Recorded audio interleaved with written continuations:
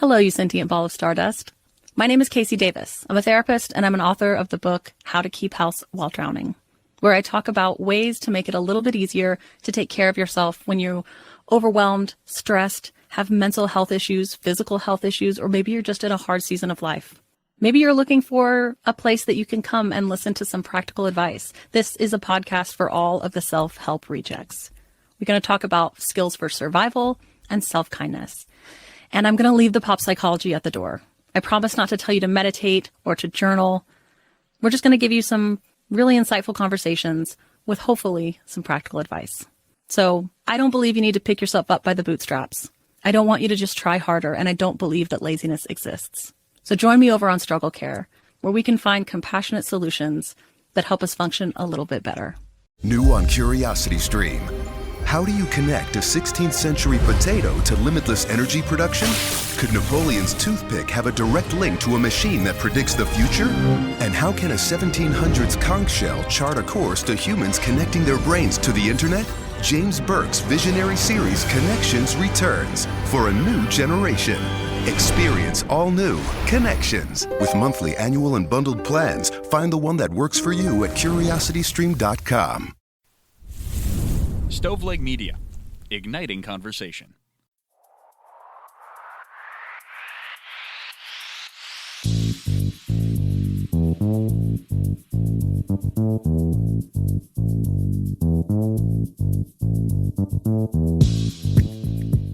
Hi guys, happy November. It is me, your girl, Elena Grace, your hostess with the mostest. I can't say that correctly ever. Hostess with the mostest. And you're listening to another episode of I've Been Thinking.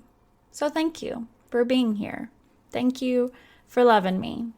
It's a Bob's Burgers reference. I stuttered in the middle of that. But yeah, I hope you get that reference. We are, it's the first of the month. It's first Friday of the month. So today we are celebrating. But the thing is, we're celebrating like more so than usual. So as we know, if you are a repeat listener, the first Friday of the month is always either a movie or a book that we highlight, we talk about, talk about like what happens in it, maybe talk about like some themes, that kind of thing, some interesting stuff. But today we're double celebrating because our movie of the month is also a holiday. It's Guy Fawkes Day, guys. Happy Guy Fawkes Day. Now, if you listened to last week's episode, you might have had a hint about what today was going to be about. You know, I like to hint at things sometimes. But Guy Fawkes Night is a holiday that's been celebrated in Great Britain since the 1600s. And I'll explain why here in a few minutes. But that is why our episode today is on the movie V for Vendetta. Now, this is a banger of a movie. It is iconic. It is a classic. If you've not seen it, you're missing out. But also, do not worry. If you've not seen it, you're not going, I'm not going to hit you with too many spoilers. I tried to not put any spoilers in it, so hopefully I don't ruin it at all. But yeah, I just finished writing it. Literally, it's Wednesday, November 3rd. You guys know, I prefer to record at least a week in advance, if not more than that. With guests, I'll record a month in advance. But guys, I am absolutely a kilt. I started a job that I am grateful for, but it's sucking my soul dry. It's been a week and a half of me doing this soul-sucking job, and it's just a lot. It's a lot for me. And it's a lot to get used to also, from what I've been doing to doing this. But I've just been emotionally and physically exhausted, but I'm getting it together. I'm getting myself back together, and I am here for you guys now. So that's what matters. Now, one more thing before we really get in there. I want to let you know, all of you, check out the Patreon. The podcast Patreon, I am really glowing it up. I talked to Anna Grace. She was on an episode back in like March or April. She is just such a good friend and so encouraging. And she was like, Elena, I really want to see you do more video content, because she has an incredible video-centric Patreon. And I was telling her, that's something I want to get into. She said, just do it. Just do it. So last week, I did a special little Halloween short video episode on the Patreon. It was rough, but I did it, and I loved it. I'm so excited, and I got good feedback on it. So I hope I'm going to be doing like 4-ish videos a month. I plan on at least 2 videos a month. I'm going to set the bar there for right now. At least 2 videos a month, but I'm planning on more. So go check out the Patreon. You can do like a $3 donation there. And that is just really like a donation for support to the podcast. It's like if you know you're not going to watch anything or get anything out of it and you just want to provide a little support, that is so great and so awesome. But for everybody who does want to get extra content, find some value, be entertained, $5 and up. $5 and $10 right now are your options. And I would be so grateful to have your support. Also, just make sure that you share this episode, share the podcast with somebody this week. That is how we grow, like I always say. And then my last bit of news. I know I said I was done, but my last bit of news, we're going to do a giveaway. This was mentioned as being a possibility in the episode with Cincy by the Pint, but we're going to be doing a giveaway with Meryl from Cincy by the Pint. So make sure that you are following us on social media so that when we announce that, you are like ready to go to enter it if you're in the Cincinnati area. It is such a good giveaway, like $100 worth to his event. Really awesome. I'm really excited. So follow us on social media at I've Been Thinking Pod. Follow the Facebook I've Been Thinking with Elena Grace. Make sure you're up to date with that, okay? Because that is where it's going to be announced. All right. Now, into the meat of it.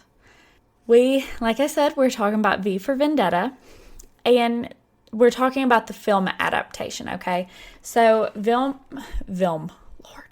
V for Vendetta is based on a limited graphic novel comic series from 1998, written by Alan Moore and illustrated by David Lloyd. The movie and the book, in a lot of ways, are essentially the same in as much as a movie can be the same as a book. So not very, I guess, but we're going to talk about that more in a little while, okay? But I needed you to know it's based on a graphic novel.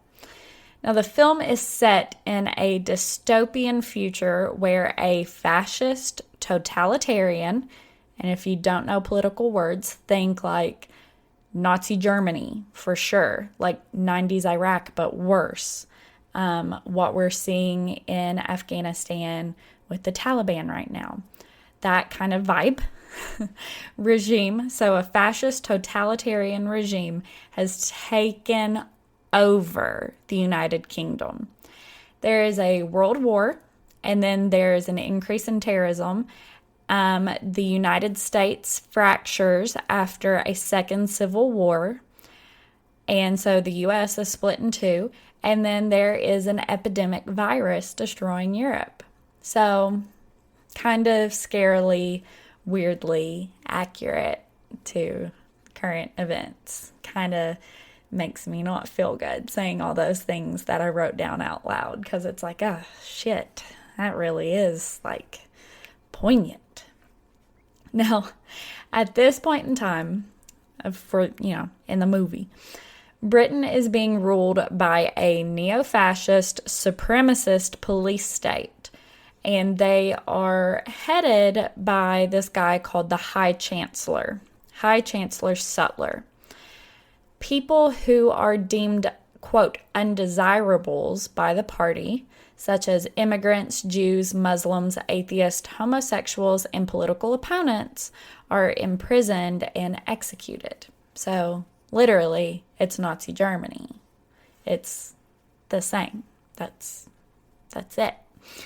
Now, the movie is centered on V. That's the masked dude that you always see when referring to the movie. Like, you always see V.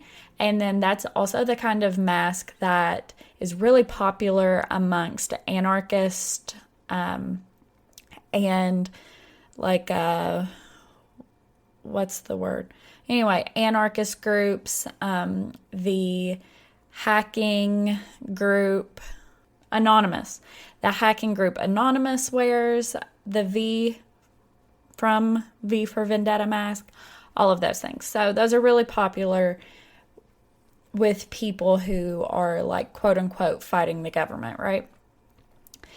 So there's V, and then there's Evie, a young woman, which is funny, Evie. Anyway, a young woman who V rescues, and then Evie gets caught up and involved in V's mission. And then we have an anti-hero as well, which V is also kind of an anti-hero, but we're not in 7th grade literature, so we're not going to get into that too much right now because I don't feel like it. But our anti-hero is the detective who is just desperately trying to stop V from completing his mission. Now, the movie kind of begins, it's the 4th of November, and Evie, who is an employee of the state-run British television network, so the country runs the news, which is never good, so Evie's about to be arrested and also probably, like, murdered by the secret police. And V just so happens upon the situation, and he rescues her. At the stroke of midnight, fireworks and a classical overture sound as the Central Criminal Court building is demolished by an explosion. And this literally sets the tone for the rest of the movie. Now, right after this, V, still with Evie in his, like, backpack, basically, he's rescued her. V hijacks a news broadcast to claim responsibility for the attack, and he tells everyone to meet up next year on Guy Fawkes Night outside of Parliament. Now, let me give you a little history lesson real quick. Because the whole movie is kind of set around Guy Fawkes, right? The gunpowder plot was an attempt to blow up King James I of England and the English Parliament, on November 5th, 1605. Robert Catesby organized the plot in an effort to end the persecution of Roman Catholics by the English state. And he and his other conspirators, including Guy Fawkes, wanted to assassinate the king and Parliament so that they could be replaced with Catholic leaders.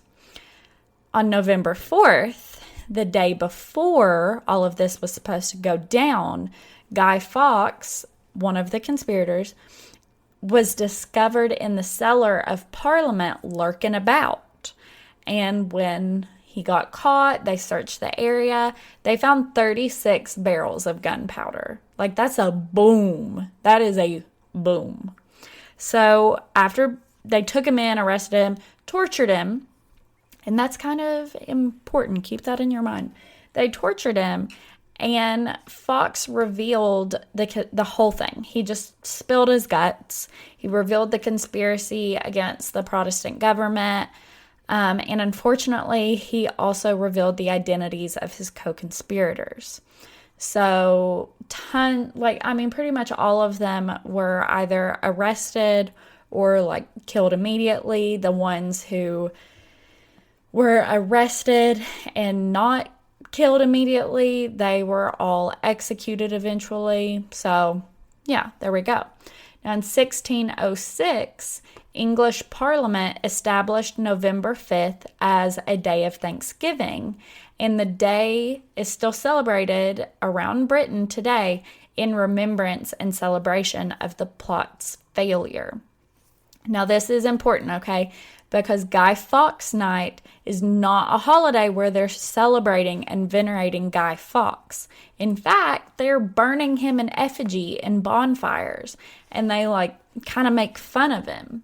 So it's really interesting to me that V is so venerating Guy Fawkes because, he was going against the government that was in place, but it's not like he was a true anarchist. He was, I don't know, I wouldn't even call him that much of a rebel because in a lot of ways, I guess he kind of wasn't, because he just wanted to replace one thing with another thing. It's not like he wanted to create something wholly new. I don't know. I have some feelings about it that I can't really put into words.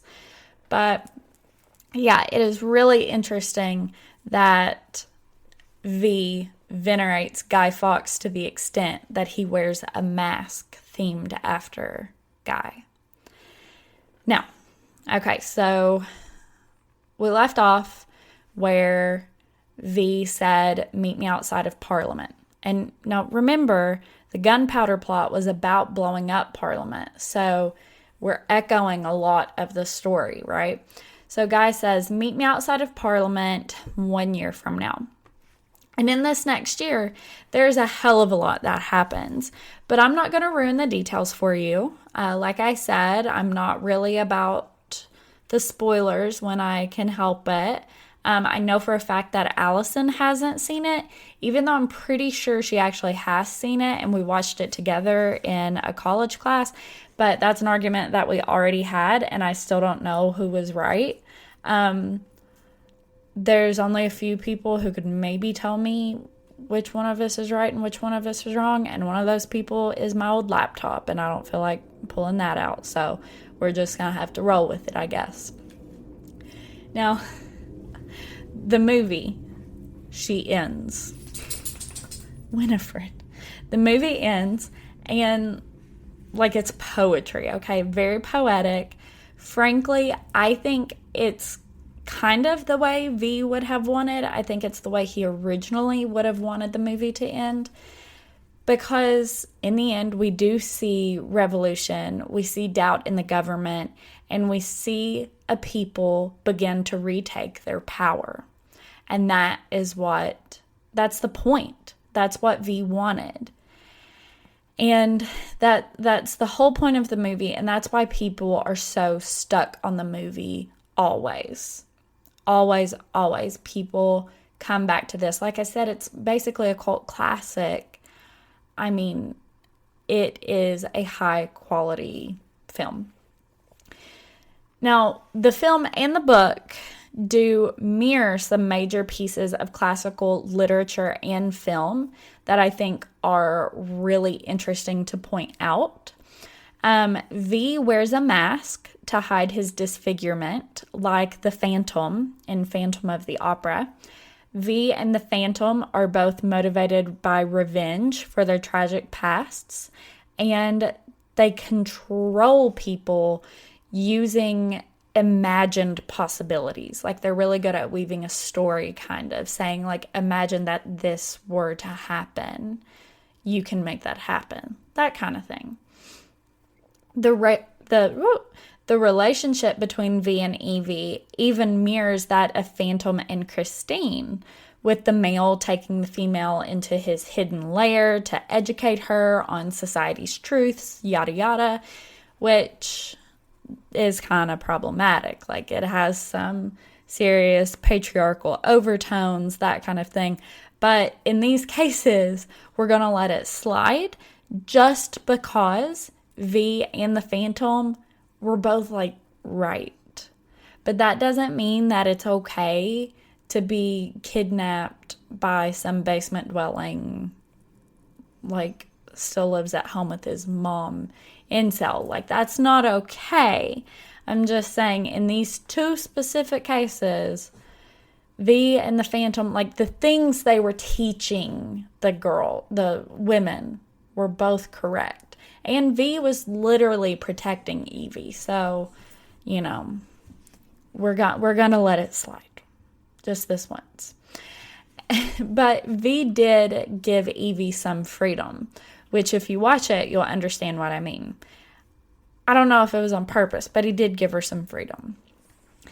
Now, V is also a really interesting mirror of Edmund in The Count of Monte Cristo, which is a classic and one of my favorite bedtime stories when I was a kid. Because in both cases, the the main character, escapes unjust imprisonment and creates a new persona under which he plans to take vengeance on his oppressors. So, very similar vibes there too. Now, it's really interesting that V's actual face, his specific identity, his name, none of this is actually important to the story. Wherein, in Phantom of the Opera, in The Count of Monte Cristo, their backstory is important and it is given to us. We don't get we don't get a solid backstory from V, and he's also kind of an unreliable narrator because he wants us to believe a certain way. So the story that we do get, we have to basically trust V that he's telling the truth. And like I said, it's not much, but we have to trust him that he's being truthful with us because that's all we have of his past. Just bits and pieces. And every once in a while we get like a glimpse at the side of his face. But there's nothing that at any given time gives him a specific identity, which is super helpful in establishing that V doesn't represent any specific person or a specific set of actions or a specific backstory. He represents an idea, and that is really the most important thing about V's existence at all. He is the idea. He could literally be anybody. And that's the point, because he could be me just as much as he could be you or Joe Blow. Because that's what makes it poignant and relatable, more so than any detailed backstory we could have ever been given. The possibilities are what make V so iconic. Now, in spite of the fact that the comic was written in the 80s, which we'll talk about in a few minutes, the film itself adopts some details that were actually very relevant to 2006, which is when it came out. We have references to the, quote, Coalition of the Willing, which was a combination of the United States, the United Kingdom, Austrian, and Polish forces, typically referred to as coalition forces, during the surge in Iraq, the Iraq Wars. So in the movie, they reference the Coalition of the Willing in conjunction with Nazi concepts, which is like what's the word? It's like a jump in a lot of ways, but that's the point, is that everything has completely derailed. And, in some ways it's not a jump because everybody begins somewhere. But my point is that everything has derailed. And so the coalition forces, the coalition countries being referenced with Nazi concepts, like, that is major derailing. And that is how they illustrate in this movie how bad things have gotten, how deep in trouble the whole entire world is. Then we have imagery of political prisoners, where the film imagery is mirroring images seen from Iraqi prisons, where United States troops and the CIA were actually sanctioned for war crimes and human rights violations. And then we also have references in the film to the advisory system that was put in place by the DHS after 9/11. And in 2006, that advisory system was brand new. It was brand spanking new. So obviously there are a handful, maybe more than a handful, of America and UK specific references throughout the film. But the director said, in response to questions about whether it was directed at anybody, and specifically the United States, he said, quote, "Everyone is complicit," end quote, in the kind of stuff that the movie is a commentary on, which, in my opinion, pretty accurate. Because, yeah, basically every major country is complicit in a lot of the things that this movie makes us think about. And it's sad and it's scary, because where could it go, Now, specifically Stephen Ray, who is the actor who played Inspector Finch, aka the anti-hero trying to catch V the whole movie, Stephen Ray was asked whether the politics attracted him to the film. He said, quote, "Well, I don't think it would be very interesting if it was just comic book stuff. The politics of it are what gives it its dimension and momentum. And of course, I was interested in the politics. Why wouldn't I be?" Which brings me very briefly to a side point that y'all might not have been expecting. Comic books have always been inherently political. Literally, always. So every mama's basement dweller, comic book collector, or macho man who doesn't know shit about the history of comics, but he likes his Superman t-shirt and the excessive masculinity that it embodies for him personally, y'all can all shut the F up when you start talking about how mad you are that Jonathan Kent, Clark Kent's son, is bi, or how Captain Marvel was pandering, or whatever it is that you're mad about this week. It has always been this way, and you're just too dense to figure it out.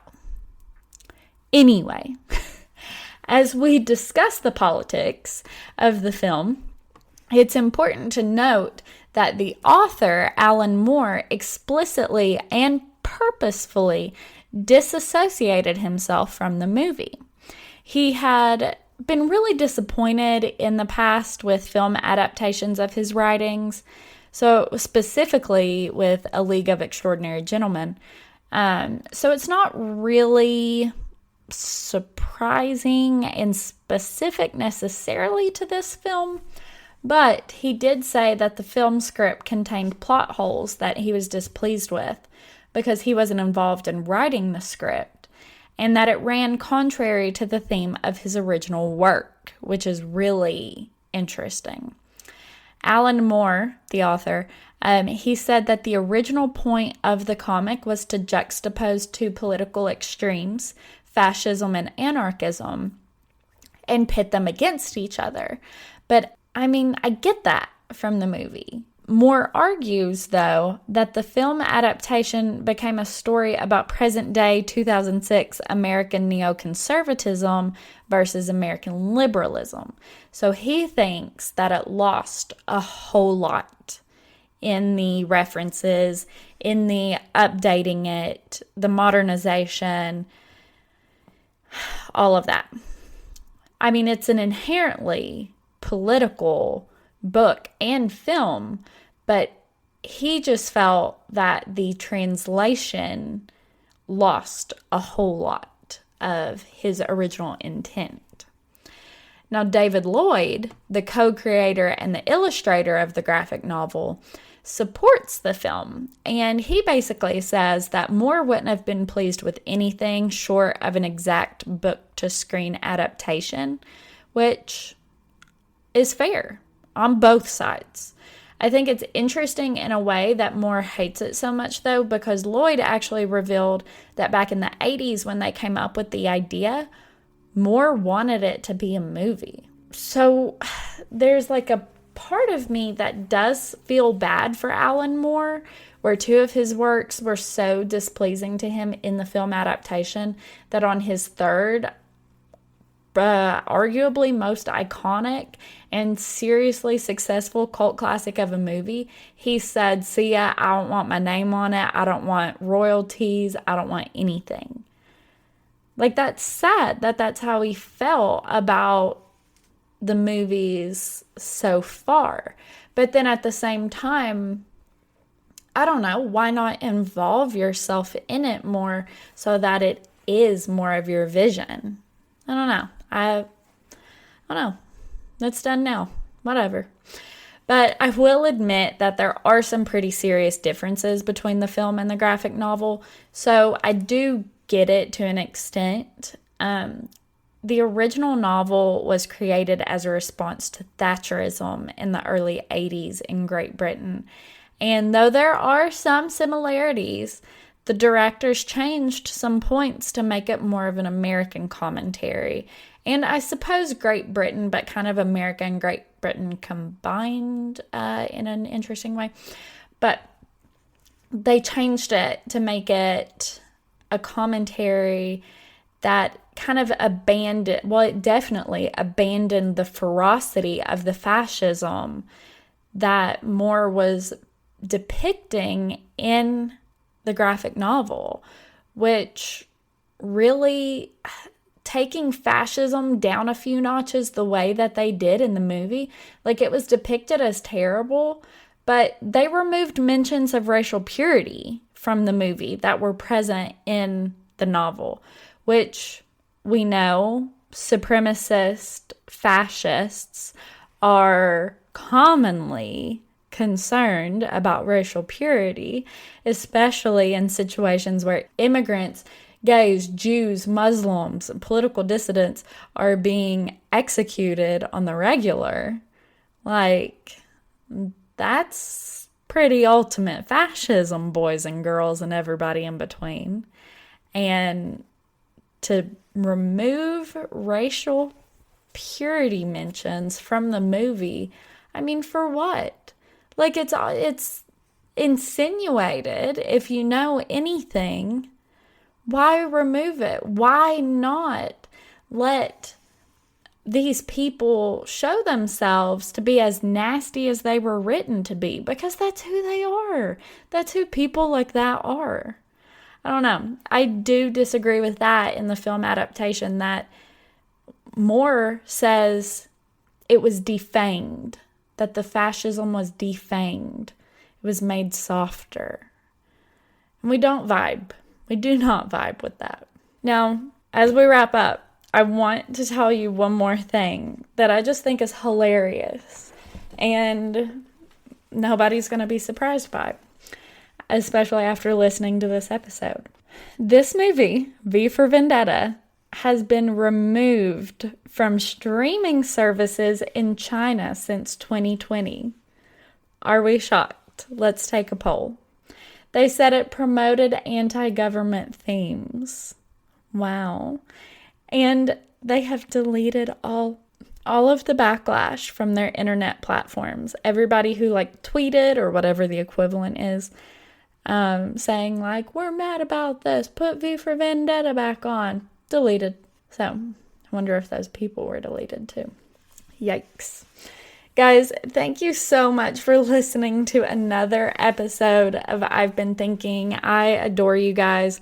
Again, make sure that you are following at I've Been Thinking Pod for updates, especially for that giveaway with Cincy by the Pint. Make sure that you check out the website for the notes on today's episode, the sources, that kind of stuff. It's just an awesome resource, an awesome place to get inside my head too, the blog. And go check out the Patreon if you can. And you know what? If you can't contribute to the Patreon monetarily, we have a Facebook page too and a Facebook group. So see about joining one of those. Thank you guys so much for listening. Again, I love you. I love you. I love you. Share us with a friend. Have a great weekend. Happy Guy Fawkes night. Bye.